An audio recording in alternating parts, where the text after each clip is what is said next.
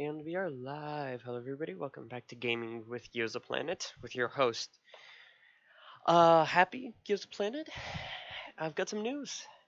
So, first off, the technical drawing exam actually was surprisingly easy because, as it turns out, it was pick and choose. Instead of you having to, being forced to pick, or do, the entire year, you had to pick and choose between,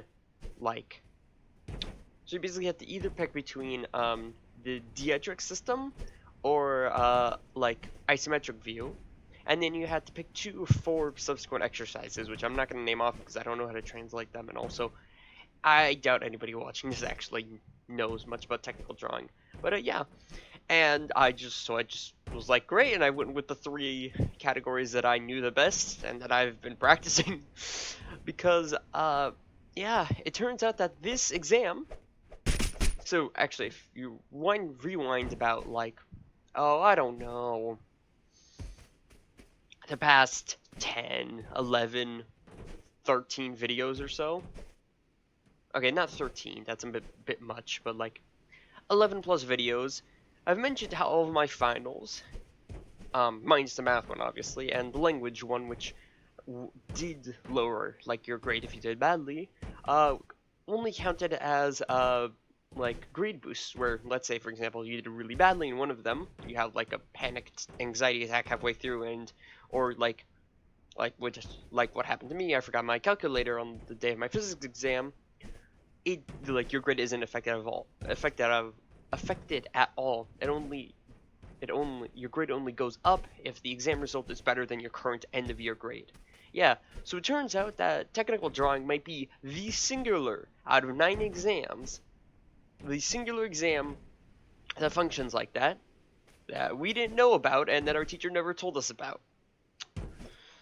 So when I heard that, I was kind of panicking because I have done nothing to study for technical drawing, seeing as I've spent effectively all of my time studying for math, where I was 100% certain that I would fail if I did not prepare, and the days after I've been just busy. Also, yeah, we went to the ramen place last night for Mother's birthday. Very good. Yes, would recommend. I got the spicy ramen. Very yummy. Anyways, yeah. So, anyway, I get there. Turns out I forgot my drawing compass, which is kind of also pretty problematic. But yeah, no. So, the fact that I was missing a drawing compass was already a pretty big hindrance because that means I was locked out of 2 of the 6 exercises.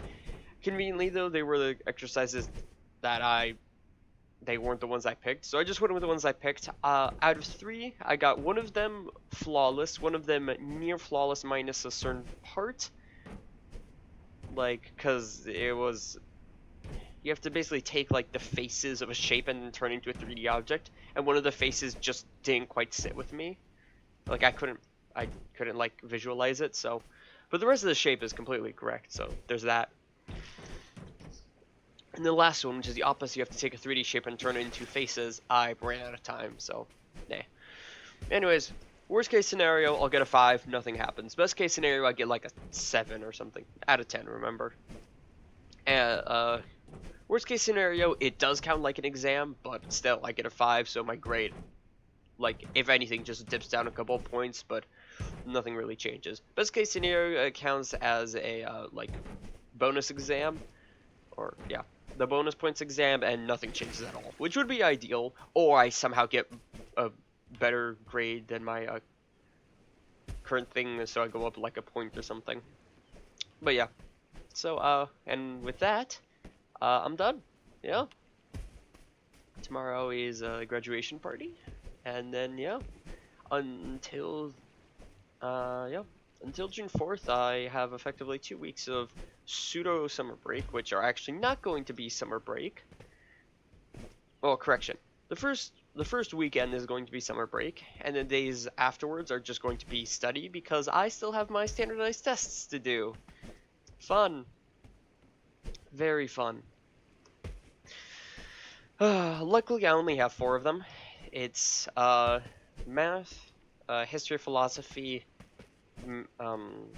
language arts, and then English.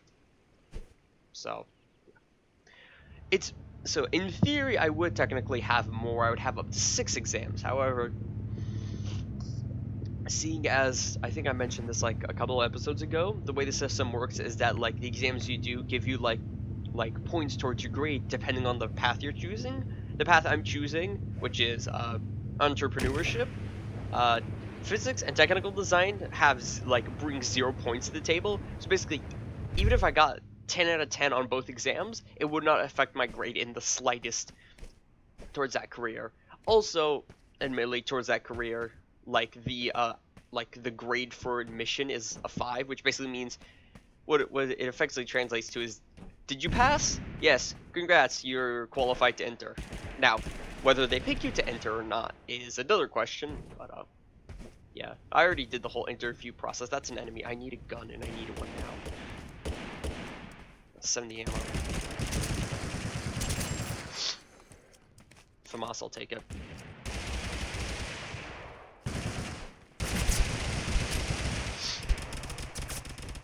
Thank goodness they're a terrible shot. Ooh, nice. Okay. Ah. Ricochet. Damn. Ooh, wait.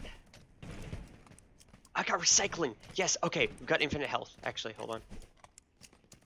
Okay, I think the FAMAS's reload is a bit faster than the UMP.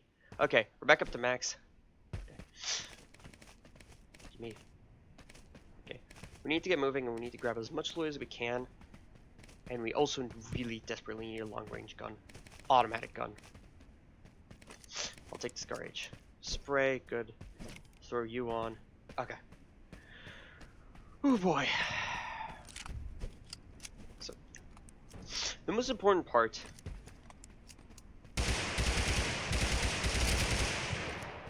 The most important part of landing at any hot drop location, especially somewhere like industry, is the first minute, I would say.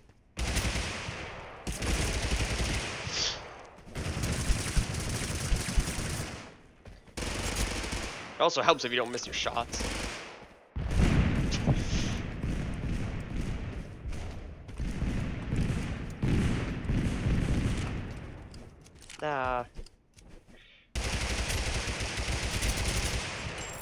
Wow! Good shots on my end. Damn. Enemy dropped in. They most likely don't have loot because, well, we're really early in the game. And the chance that it's somebody who was using a jump pad, either a preset one or a thrown down one, is rather low. So I'm just gonna.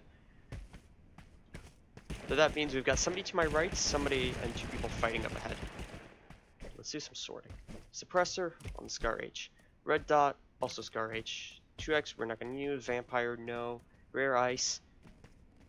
That I'm not gonna want that, and I'm not gonna want that. Okay, let's get fighting. I would love the M1911 actually right now. Also, yeah, fun fact. Because you can do the gun crowbar attack or technique, you can actually shimmy your way up these buildings by getting the pistol stuck in this little window here. It's very cool. And then springboarding yourself up.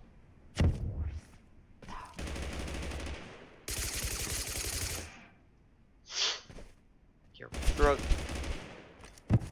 Oh, that crow. They got eyes on me.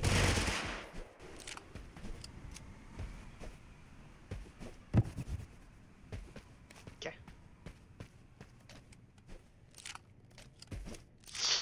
There we go. Okay, we're back in the clear. We're at full health. Let's get on this roof. Fun fact: if you didn't know, these warehouse buildings right here have one of the windows broken open, so you can actually technically go into here and then just kind of parkour your way up onto the roof. It's very useful. It's also a great way to either escape or get high ground on this whole zone, which is very important, especially right now. I'm just gonna toss out a fire grenade. I don't know if it's actually gonna do anything, sadly. No, it isn't. I would go get involved, but I don't have any great very close range. Well, if there's anybody alive there now. Ow. Wow, that's loud.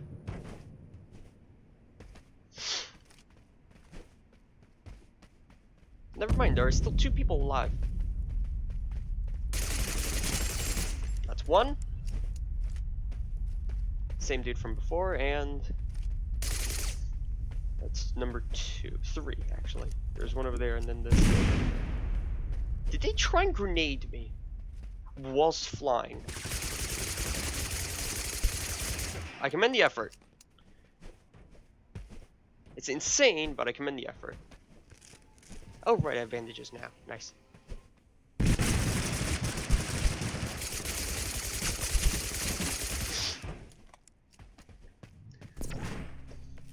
Okay, pop a bandage as we run away. And then throw down a healing grenade, actually.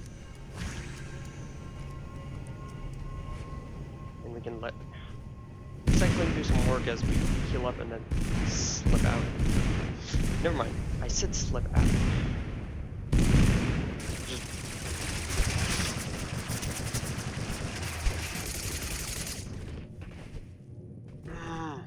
Tag, I'm out of damage grenade. Whoa, no, they aren't. Ah, that's a shame. I wasn't expecting them to do that. I thought they were gonna sit there and just heal up. Ah, that's a shame. Wow, this lobby is getting fried. Man. Ah, if only I had max health blessing there. I think that over... What was the other blue I had? I think ice or something? Oh, yeah. Well, now we've got a curse. Good thing, though, I know where a ton of souls are. What is the curse of... That's frog, right? F-R-O-G. What is the curse of frog? I'm scared. I've never gotten this before. I haven't even read this on, like, the wiki. Do I just have, like... Oh, no. This is as bad as I thought it is. I can't stop jumping. Oh, this is so annoying. Well, if you guys want to know what bee hopping in this game looks like, it's this. Very inconvenient. Especially if you're trying to... Okay, I picked the worst location to try and land. 2 MP40s, wow. Nice.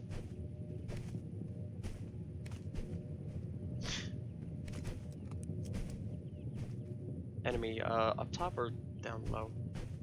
No clue.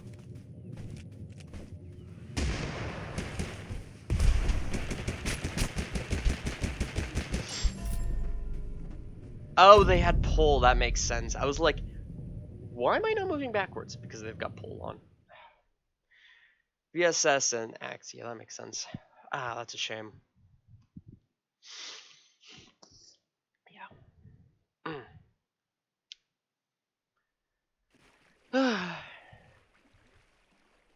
Anyways, yeah, I hope you guys are doing alright. I've got some fun news. So, I started playing a new game recently. Or, I had started playing a new game. That I've actually been waiting to play. It's on my... I'd love to play this someday once I either, like, get the game by accident or buy it. Category, and it's a game called Ghostrunner. It's a very fun game. And, basically, the story is, you are some kind of robot ninja of sorts with a sword who has to run around this like cyberpunk themed city, taking out like just miscellaneous bandits and everything, and trying to like overthrow this lady who staged a coup against the original founder. It's very fun. It's movement based, so like you only have a sword and you die in one hit, but you've got a ton of movement tech. You've got a dash, you've got an air dash, you can slow time and like move around during the slow time, so you can like literally bend yourself around projectiles. It's so cool. You can deflect projectiles, you can, which basically means you just nullify them. You can reflect projectiles, which is even better. Basically, you can just send bullets straight back to their enemies, which is very convenient and is actually really essential later on in the game when you've got like large hordes of enemies. You unlock like 4 abilities. You like an instant dash that cuts through projectiles, like a force shock wave, your laser projectile of your own, and then a fourth one that I'm not going to actually talk about because it's kind of important to the story. The story itself is actually very, very cool. It's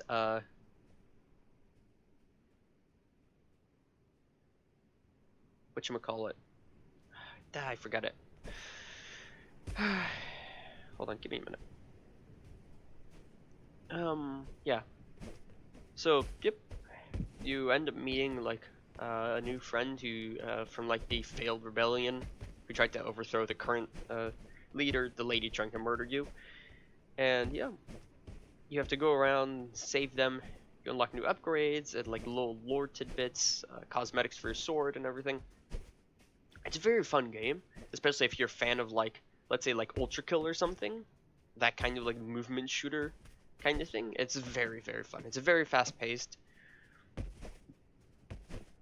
I enjoyed it. Now, admittedly, overall, I'd rate it about an 8 out of 10. The story, fabulous. The the story, fabulous. The art, visuals and everything, fantastic. The music, amazing.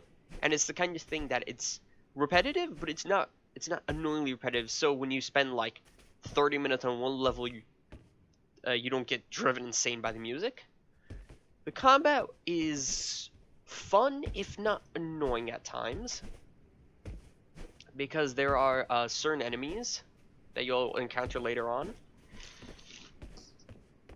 For example, I forget their name, but they're like samurai enemies who like you have to wait for them to dash to parry their attack and then counterattack them. Like, in concept, it's really cool, but they do end up being a bit of a hassle when you've got, like, a ton of other people shooting at you. Since, for lore reasons, the dude who's guiding you / created you was like, yeah, you don't need guns. They're, quote-quote, imperfect. Which is kind of ironic, considering everybody else is using them and seems to be having a great time using them. But I digress. There are... 15 people really isn't much. 16 even. Hold on. I'll hop back out just real quick. If there's a bigger lobby, I hopefully get thrown in. If not, I'll just get thrown back in it like right before it ticks down. I don't know. It might seem kind of unnecessarily picky of me to try and find like quote. Oh, never mind. No, we just got thrown into the lobby that created after. Yeah, whatever. I can wait for a bit more. Might seem a bit picky, but frankly, I'm not a fan of, like, when you have less than, I don't know, 20 players, the game kind of gets stale. Mostly because, unlike, I don't know, Call of Duty or something, there isn't, like, a specific hot drop, like, let's say, for example, Call of Duty Warzone. Don't worry, I'm gonna get back to Ghostrunner, I just want to talk about the point, so.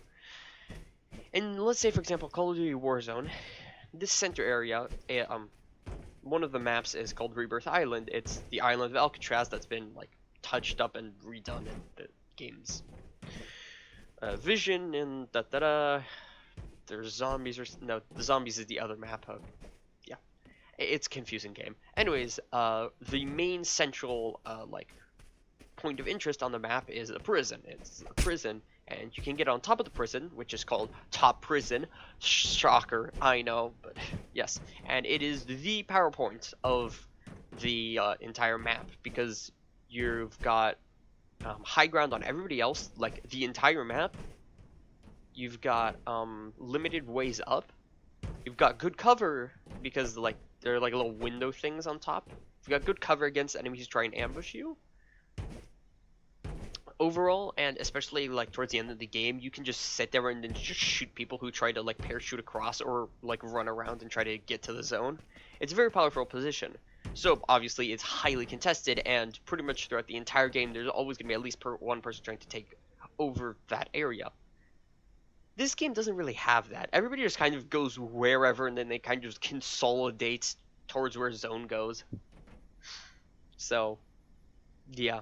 Which means that you can't just reliably say, oh, I'll go industry. Like, yeah, a good amount of people do go industry. It's a very popular place, mainly because, actually, why do people go industry? It's not that, I suppose it's because it's centralized, but it's not actually that good for loot. Like, if you want good loot, go Area 64. You've got 2 buildings there which have enough loot for, as I've said before, three groups of 3, so 9 people, which is serious. It spawns like a minimum 15 weapons, all of their respective ammo, additional ammo, attachments, grenades, and that's just in that building. There is a sister building and a couple more buildings, and then you have the entire tent section, which is like over here, like over here-ish. That's the entire tent section to go through to get like a crazy amount of ammo. There's like usually like 100 plus ammo. Which depends on what type. It's like either like 150 to like 50 if it's like shotgun ammo or something of ammo and the respective weapons just next to the launch pad itself, and then usually like a grenade or 2. Area 64, if you want like very solid loot, best spot to land. Industry, however, I mean, it's got some loot, but it's not the best, not by far. Hold on. Anyways, yeah, just interesting thing. Anyways, yeah, so combat, towards the end of the game, it does get a bit clunky. Like, admittedly, I might have been playing badly because I am rather tired.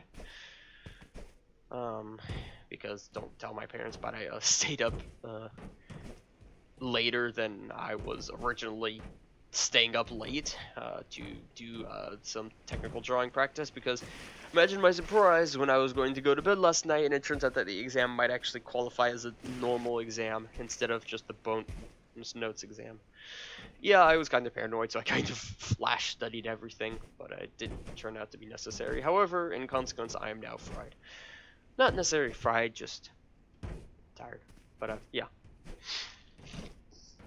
The combat does get a bit annoying, especially against a certain kind of enemy that I'm not going to reveal to you because they are very, very story important. But they're like swarmer enemies, so they like get in groups and try to chase you, and you can't actually attack them for reasons. And so most of the time when you run into them, it's mostly a game of escape. But seeing as you're constantly being shot at by literally everybody, or being chased after, oh right, then they're the slam dudes, right? So yeah, those swarmer enemies do get annoying, and then arguably the most annoying enemy in the game, because I mean there are more enemies, but they only really appear in like a short chunk of the game. The actual end game is not that much time, surprisingly. Whatever. But man, 14 people. We really did get lucky that first game. You know, oh jeez, my voice.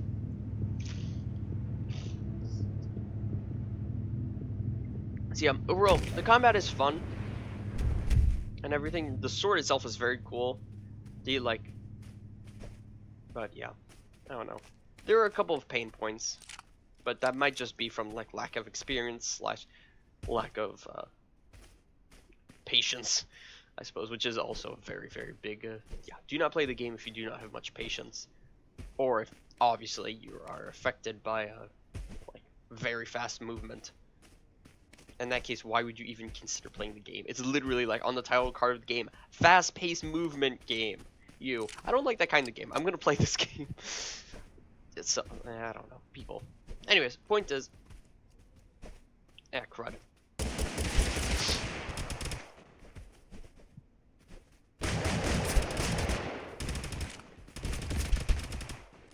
Let's see, are they gonna fall for it?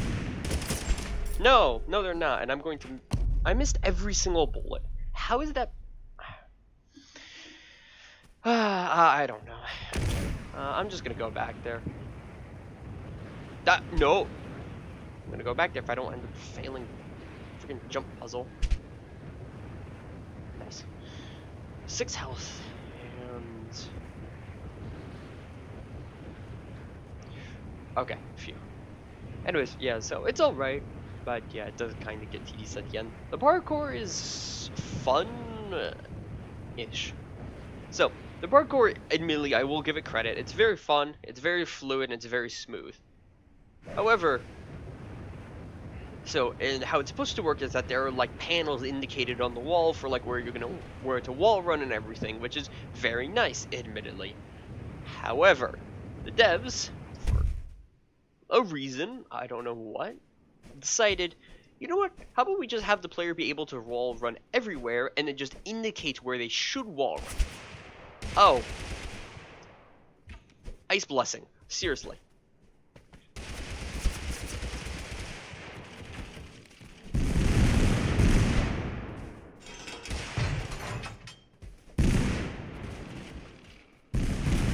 Gimme.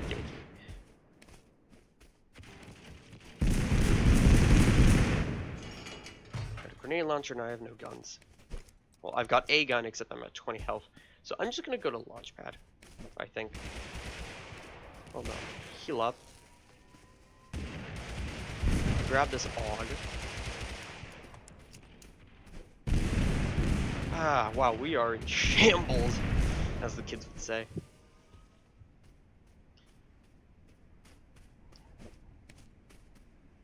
Anyways, yeah, so that does come with a consequence. One, it does make gameplay more fluid, that's true, and everything. However, it also means that you end up doing parkour when you really kind of don't want to, and also kind of makes it a bit of a problem because you can do parkour literally anywhere, which means you can do parkour literally anywhere, especially even when you don't really want to do parkour and you're just trying to get away. You end up doing it by accident, or you get stuck on a pipe, or everything, so. Now, it really is very funny. It does mean that for example, there are several sections where you're supposed to, like, wall run against these walls that have, like, currents going across them. You're supposed to, like, time it and everything, or, like, be, like, strategic and everything. I just did the wall running on the opposite wall, like, jumping to avoid pipes and everything, and just kept climbing upwards, because you can completely do that. And then it also kind of gets in your way when you get stuck on, like, a ledge or something and you fall into the void. So. Yeah, catch-22, kind of. So, admittedly, I will give a disclaimer that I am not. It is kind of due to the fact that let me explain. So, one game that I've been playing for a long time, and actually my #1 favorite game of all time, that, yes, I know I made a list. It's one of my top 10s. Yes, I know I missed it on the previous list, but it is a game called Severed Steel, and it is basically a super hot met Ultra Kill. So basically, the story is you play Steel, a lady in a science lab who had her arm chopped off for reasons. I think it's cloning or something. The story is limited at best, and yeah, it basically plays like Super Hot, where you don't actually own guns, you just nab them from enemies, and you have to use stunts and everything to avoid taking damage. You also have an arm cannon, which is very cool, and the entire map is destructible, so you can completely just, like, shoot an enemy through the ground or something. It's very funny. It's also a very effective tactic, and very necessary for, like, speed running and stuff like that, but yeah. So in that game, you do a lot of close quarters fighting, and so most of the time, what you're doing is a lot of, like, I suppose, what I would call scramble fighting, where you're basically just trying to parkour off of a box, a table, a ledge, anything you can find. Now, admittedly, that's fine and all. It adds to the aesthetic and, like, kind of the feel of the game. However, it does mean that, seeing as I've played Severed Steel for, like, 200 plus hours, and it's the only kind of game in that category that I've really played, when I go to play another game, like, say, for example, this Ghostrunner game, I'm not used to. Oh, that's annoying. I swear, if I could. No, I'm gonna be fine. Okay, we're gonna give this a large clearance.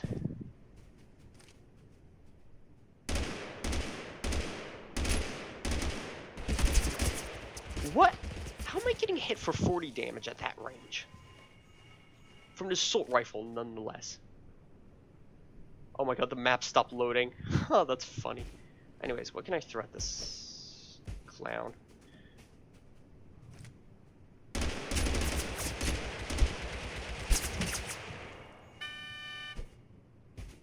They deal so much damage. I swear, if that's the AK, I'm gonna lose it.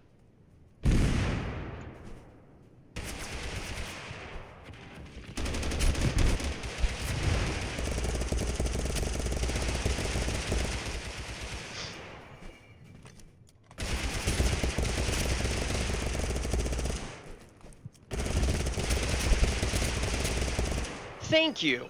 Goodbye. No, it was the Scar H. That, you know, that makes more sense, frankly. Scar H has insane damage numbers. It also has a ton of recoil. So, congrats to that dude for his nice shots, actually. Oh yeah, that's very diminished. Anyways, yeah. So, the parkour can get annoying at times in Ghostrunner, but overall, it's very nice. It is also kind of funny when you just completely cheese the entire thing and just break the puzzles. But yeah, I don't know. It did start kind of, the end kind of just gets a bit annoying though, because it's a lot of very complex fights, and a lot of the enemies, for example, one of them shoots like a wave of energy at you, and you can't deflect or anything. You basically have to bait it out, so you have to like go out, have it shoot at a specific height. So say, for example, standing, and then you like slide under it or something, and then go over and slash it. Which, I mean, it's fine. That's a good idea. It's a good way to make an enemy. It's just when you have to deal with every other enemy, especially like the rapid fire machine gun ones, that it gets to be rather annoying. So, yeah. But overall, no, I did have a great time with the game. The ending is superb, very funny. You kind of do like, who are you, and how did you? Let me guess, it was the Browning M2. I did not hear a single thing from them. They just appeared and yep, Browning M2. Why am I not surprised? Okay, I'm gonna call it there. Anyways, yeah, so Ghostrunner, personally, I had fun. I'll most likely go back and try New Game Plus mode sometime.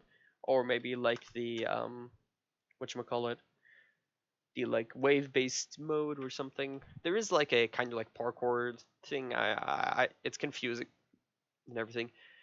That is kind of another thing though. You do tend to get lost if you like to explore, and there are collectibles, so exploring is a good idea. But yeah, you can get lost. Although there are very handy lights. Actually, this is something funny that I found is that you don't actually notice it, but there are like kind of like the road lights and everything, like the road detour signs set up with like little arrows to indicate where you're supposed to go. And you never actually register them. You just kind of like, oh yeah, arrow, or like if you're lost, you're like, oh yeah, sure. But you never actually register it. And it's very funny. Now I think about it, it's a very clever way to like indicate to the player where they should go. Anyways, I'm gonna call off the video here. I don't know if I'm gonna be able to make a video tomorrow, graduation ceremony and everything, but yeah. Thank you for watching. I'll see you all tomorrow, and ciao.